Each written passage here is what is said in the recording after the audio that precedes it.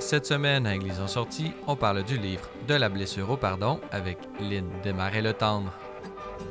On vous présente un reportage sur la bénédiction des icônes des Chevaliers de Colomb à la cathédrale de Saint-Hyacinthe et on parle de la pastorale vocationnelle avec l'abbé Normand Bergeron.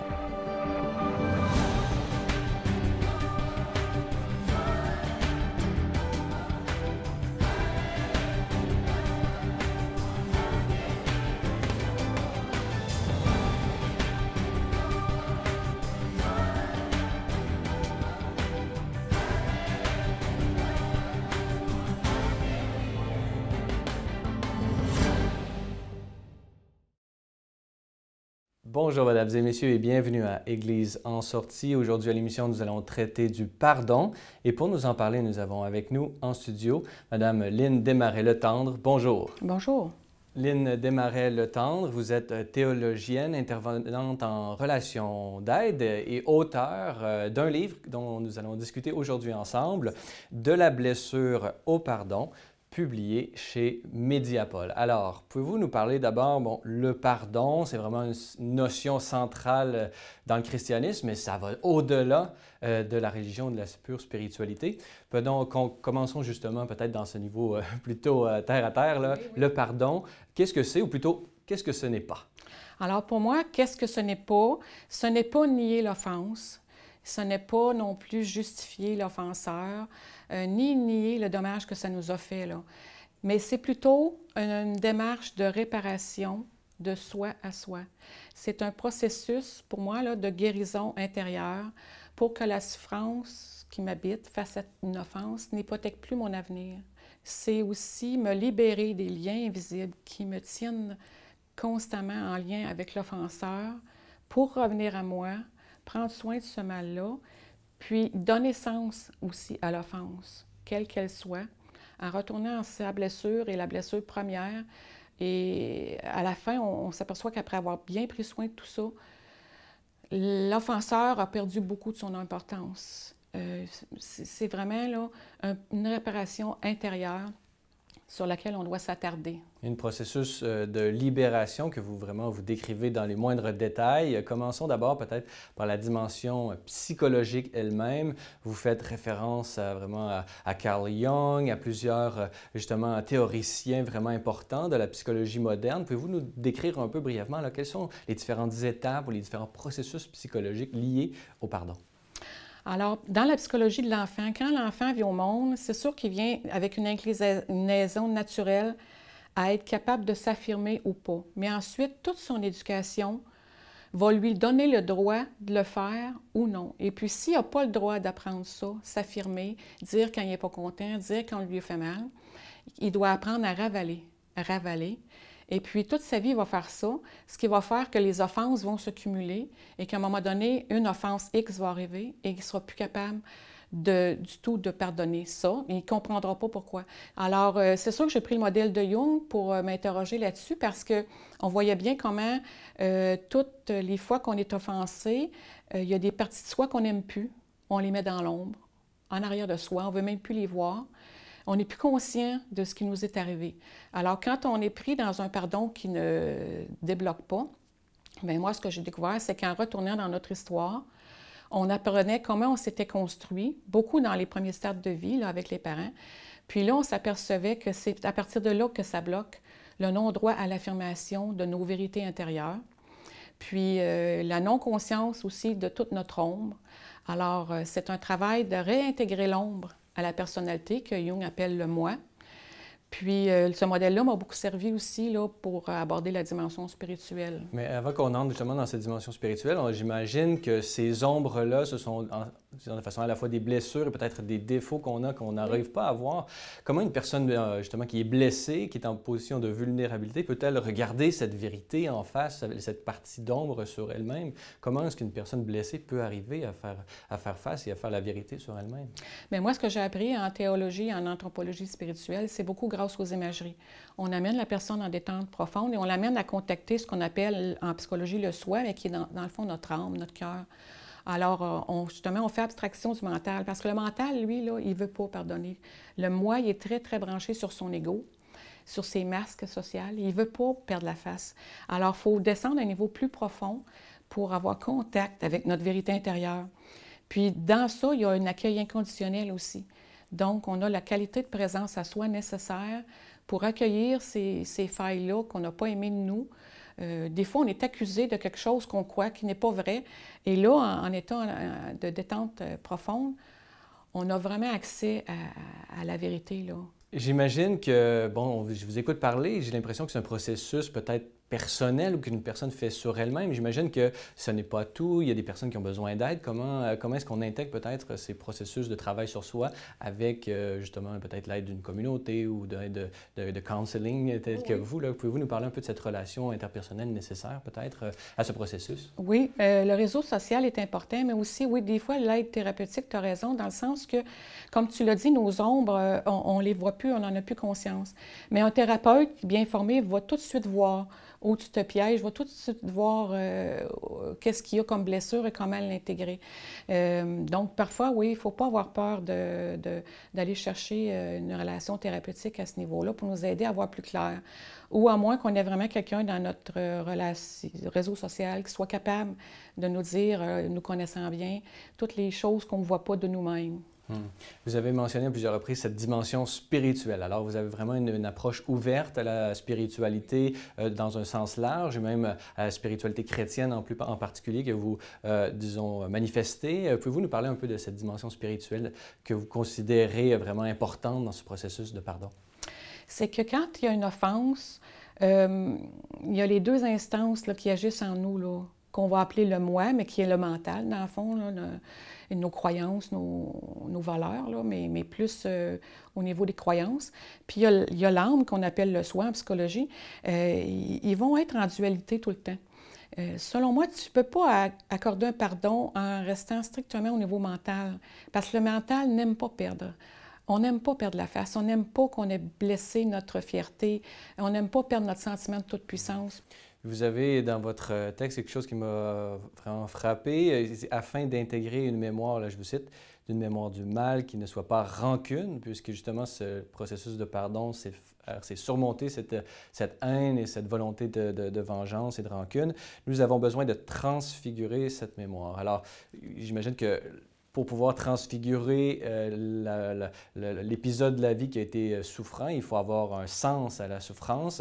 Le sens chrétien de la souffrance, pouvez-vous nous en parler un peu et en quoi est-il libérateur et un élément clé dans ce passage de la blessure au pardon? La question, c'est de voir comment je vais pouvoir donner du sens à ça. Puis souvent, c'est un sens qui va être spirituel. Donc, moi, la façon que je l'ai compris, c'est que il ne faut pas rester au niveau du pourquoi. Pourquoi ça m'est arrivé? Pourquoi la personne m'a fait ça? Le pourquoi en un seul mot, il ne nous aide pas beaucoup. Mais si je prends le pourquoi, je le divise en deux mots. Le pourquoi, pour qu'il advienne quoi de moi et de ma vie maintenant? À partir de ce qui m'est arrivé, qu'est-ce que je vais en faire? Comment je vais m'organiser pour que ça soit constructeur et non autodestructeur? C'est là que la spiritualité vient faire la grande différence. Parce qu'avec la spiritualité, tu as des valeurs profondes. Tu as des valeurs qui te guident à comprendre toujours de plus en plus l'amour véritable, l'amour charitable. Une figure à laquelle on peut s'identifier, Jésus, Dieu crucifié, donc souffrant, peut aider la personne souffrante elle-même. Elle se sent rejointe par cette figure de Jésus-Christ crucifié, selon vous? Oui, parce que lui, quand il est venu, il a tout transformé, la perception que... Parce que l'Ancien Testament nous laissait avec cette impression-là de faute éternelle. Jésus est venu dire, par exemple, à Marie-Madeleine, hein, puis à ceux qui voulaient la lapider, que celui qui n'a pas péché lui jette la première pierre. Ça veut donc dire qu'on est tous sur un pied d'égalité, mais on est tous acceptés de Dieu, même la pécheresse. Parce qu'au-delà de la fille et de son histoire, elle avait une âme, mais aussi qui essayait de se déployer dans ça. Fait que c'est là qu'il faut que j'essaie, moi, de trouver où mon âme a à se déployer, comment ça va me construire, comment être meilleure. C'est là que le côté spirituel peut m'aider beaucoup, beaucoup. Outre ce livre de la blessure au pardon, vous avez écrit aussi 2 guides vraiment qui peuvent aider pour aller plus loin dans ce processus de guérison. De la blessure au pardon, les imageries guidées, ainsi qu'un journal personnel d'intégration. Donc, on pourra consulter cela sur votre page Facebook ou à l'adresse qui apparaît au bas de l'écran. Lynn Desmarais-Letendre, je rappelle que vous êtes intervenante en relation d'aide, théologienne et écrivaine et auteure, et pourrait-on dire, puisque vous avez écrit ce magnifique livre de la blessure au pardon, publié aux éditions Mediapol. Oui, et il ne faut pas hésiter à le demander en librairie. Il est déjà, en tout cas en Estrie, il est déjà disponible. Alors, dans la région de Montréal aussi, là, chez les Renaud-Bré, Archambault, on peut aller voir aussi les autres librairies, là, GGC ou autres, ils sont capables de se le procurer. Lynn Desmarais-Letendre, merci beaucoup de nous avoir accordé cette entrevue aujourd'hui. C'est moi qui vous remercie.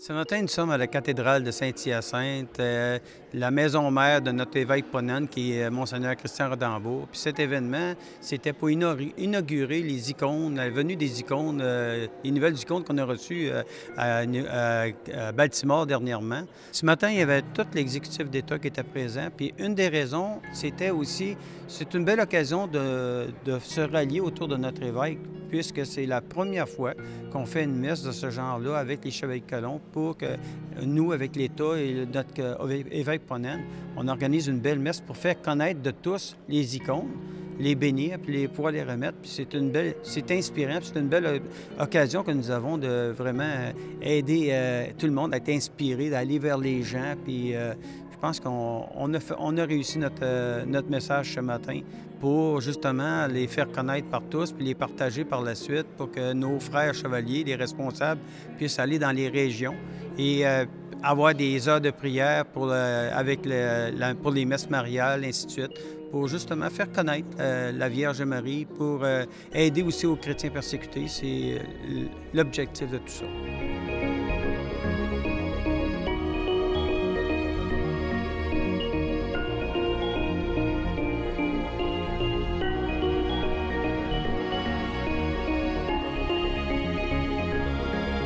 Je suis moi-même chevalier de Colomb depuis une quinzaine d'années, donc c'est le premier lien évidemment.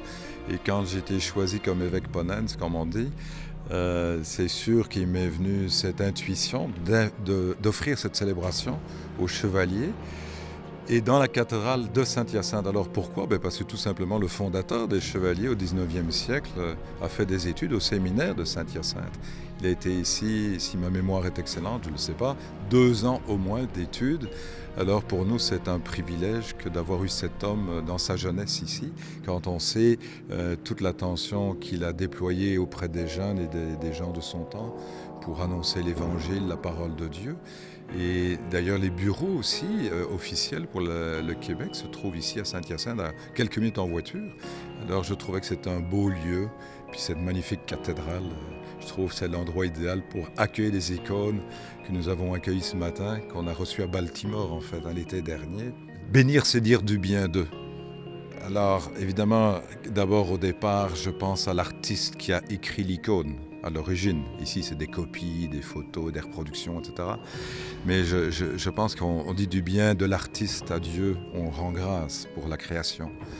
Deuxième raison, c'est, je pense, très important de rendre grâce à Dieu aussi pour Marie, mère de Jésus, mère de l'Église, qui est notre maman. Je dis toujours, c'est notre maman. Et quand moi j'ai un bon lien avec ma mère, donc j'imagine avec Marie, ça doit être encore plus fabuleux ce lien-là. Alors pour moi, c'est essentiel de l'entretenir, évidemment. Et en même temps, bénir, sachant que ces reproductions vont parcourir toute la province du Québec, vont être, j'espère, contemplées et priées aussi par tant de chrétiennes et de chrétiens. Je me dis c'est l'occasion de rendre grâce à Dieu pour cette puissance de la prière, parce que c'est ça l'objectif final finalement, c'est de prier pour nos frères et sœurs persécutés, qui sont parfois martyrs de la foi.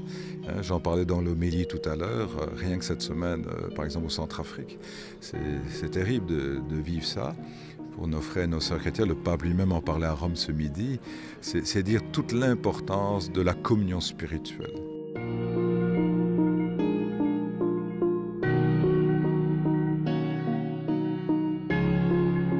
Au niveau du suprême, le chevalier suprême a plus le rôle de leader là-dedans, ça. Puis c'est lui qui, par la suite, qui nous a demandé de prier pour aider les chrétiens persécutés, de faire des levées de fonds pour les aider. Comme au Liban, ils ont ramassé 2 millions, puis ils ont pu rebâtir des villages. Ils nous demandent de pouvoir encore aider à ramasser 1 autre million pour pouvoir continuer à aider. Puis c'est un peu le rôle des Chevaliers de Colomb. Chacun de nous autres, on a fait des levées de fonds, aider, envoyer des sous pour pouvoir aider ces gens-là. Puis surtout, prier pour eux tous les matins. Là, on est chanceux, on est dans un pays libre, puis on peut prier notre foi, puis c'est pas drôle de voir ce qui s'est passé encore dernièrement.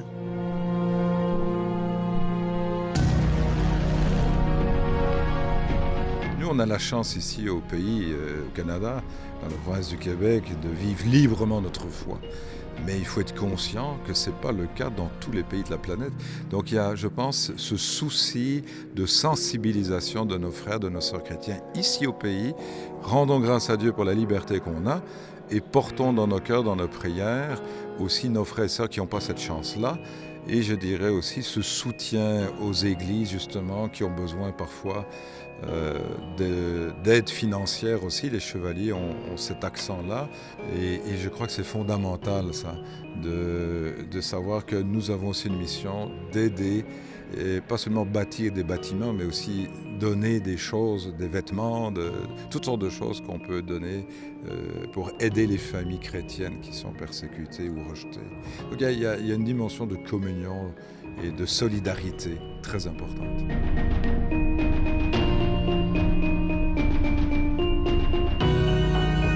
À partir de demain, ils partent pour les différentes régions. Nous en avons 6. Ils vont aller dans 6 différentes régions à tous les 3 mois. Ils changent de région, puis par la suite, tous les gens qui vont les recevoir, ils vont aller pour des heures de prière. Ils vont aller dans leur chapelle, ils vont aller dans les foyers de personnes âgées. Parce que bien souvent, les personnes âgées, ils n'ont pas la chance de se déplacer. On va aller vers eux, on va aller prier avec eux, puis on va les encourager. C'est une des raisons pourquoi ces icônes-là, puis ils vont voyager, ils vont se faire connaître. Je peux vous le garantir, puisque c'est pour une belle cause.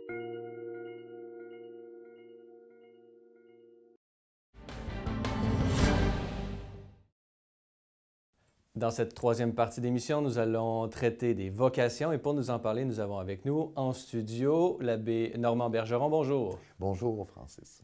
L'abbé Bergeron, vous êtes actuellement curé à la basilique cathédrale du diocèse de Valleyfield et vous êtes également le président de l'Association des responsables diocésains de la pastorale des vocations du Québec, qui est liée, d'une certaine façon, à l'AECQ, l'Assemblée des évêques catholiques du Québec.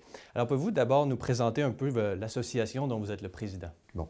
L'Association des responsables diocésains de la pastorale des vocations. Voilà ce que l'on nomme par l'abréviation ARDPV.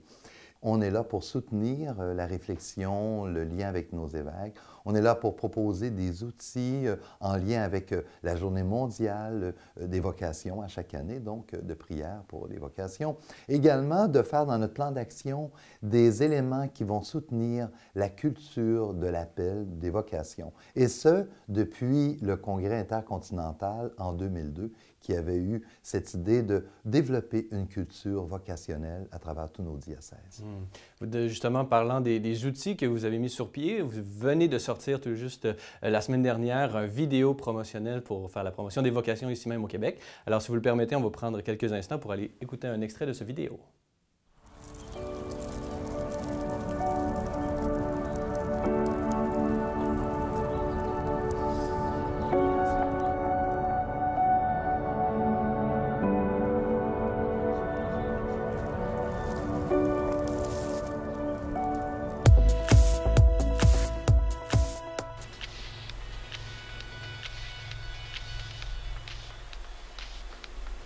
Mes journées se suivent et sont à peu près les mêmes. C'est parfois à s'y confondre. Au cœur des actes quotidiens répétés, il y a toujours cet instant qui donne à chaque jour ce moment unique. Un sourire, un paysage incroyable. Aujourd'hui, j'ai été saisi aux tripes, d'une telle façon qui me laisse sans mots, dans un lieu qui à moi m'est pourtant bien habituel. Dans ma prière quotidienne, quelque chose n'était pas comme d'habitude. J'ai senti mon cœur se mettre à battre plus vite. et comme une chaleur m'envahir. Je sentais la présence du Christ en moi, comme jamais avant. Et à ce moment, je me suis rappelé.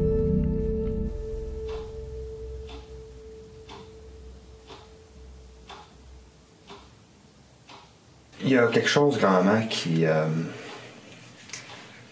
que je porte avec moi depuis un certain temps, puis que je sais plus vraiment où j'en suis en fait là. Je me rappelle de ce tu m'as appris l'amour de Dieu, tu m'as montré sa présence dans l'Eucharistie, tu m'as montré tous les bienfaits que le Seigneur a fait pour nous. J'ai le goût de partager ça avec les gens. Je pense que je suis appelé à être prêtre. J'essaie de faire sa volonté depuis que je suis tout petit, puis là, je sais vraiment pas si je veux dire oui à ça.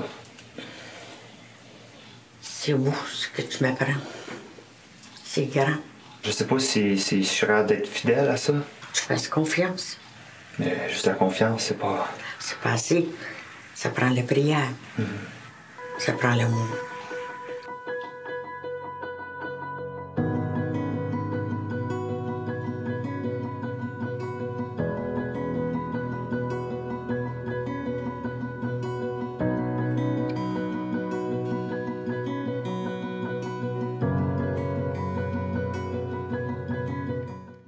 Alors, on vient de voir un extrait de ce vidéo vraiment très touchant. On voit de plusieurs aspects, là, vraiment.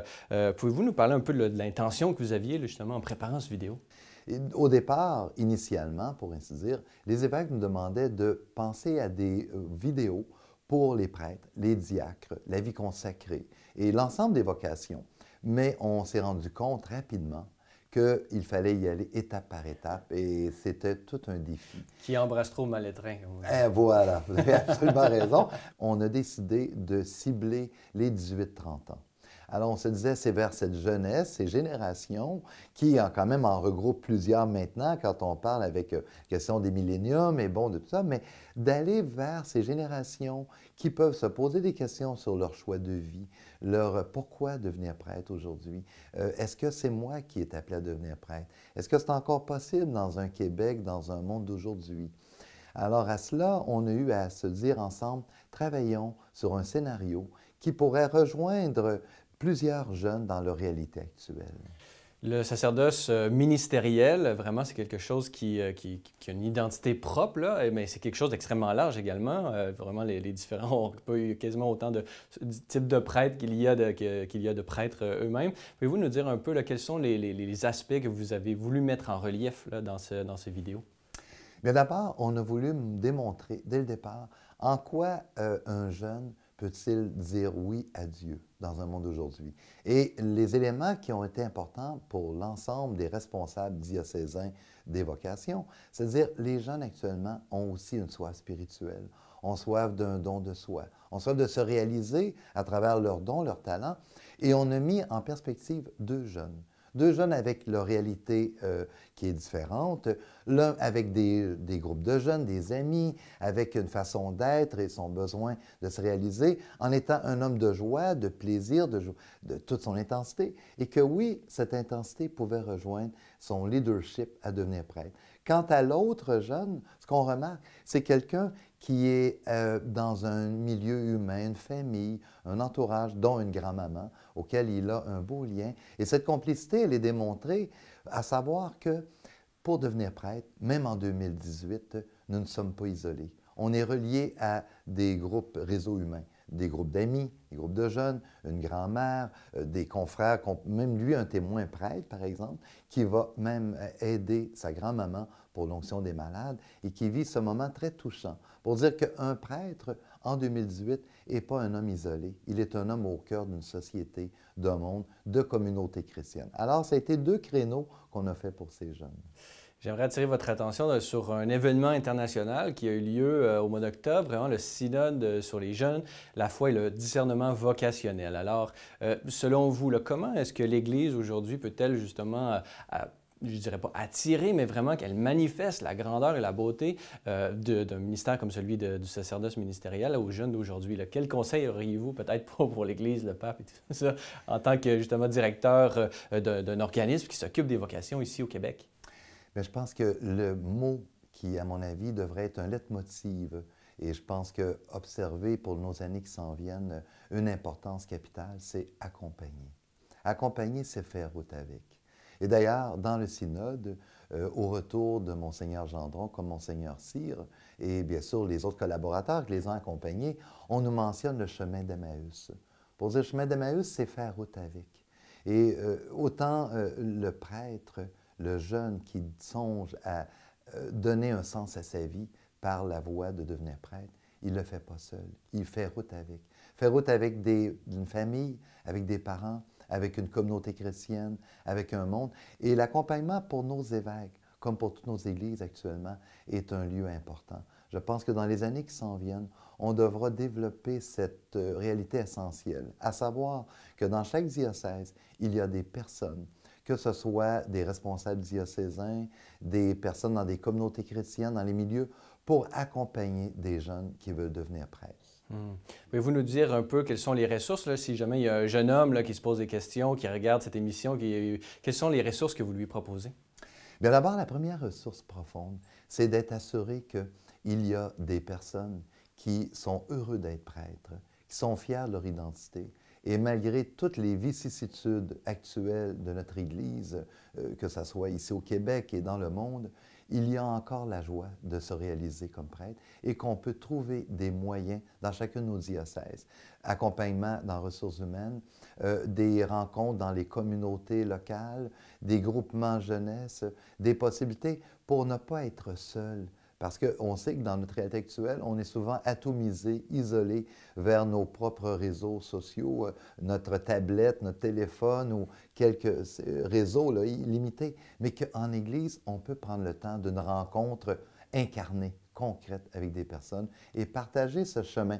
Au bout de la ligne, peut-être ce jeune découvrira, dire, ben voilà, ça m'a montré, mais je découvre que c'est peut-être dans un autre créneau, qui pourrait être un jour le mariage, qui pourrait être un autre type de vocation, mais on va prendre au sérieux et attention ce jeune qui sent ce désir de devenir prêtre.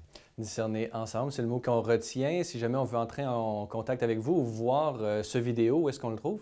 Il est en ce moment déjà sur le site de l'Assemblée des évêques catholiques du Québec.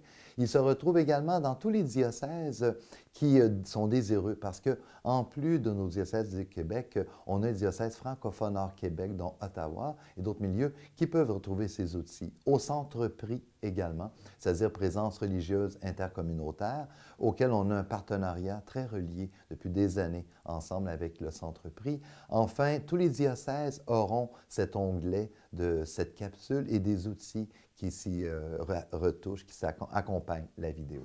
Très bien. Alors, l'abbé Normand Bergeron, je rappelle que vous êtes curé de la basilique cathédrale du diocèse de Valleyfield et président de cette association des responsables diocésains de la pastorale des vocations du Québec. Alors, merci beaucoup d'avoir été avec nous aujourd'hui. Ça me fait grand plaisir, Francis.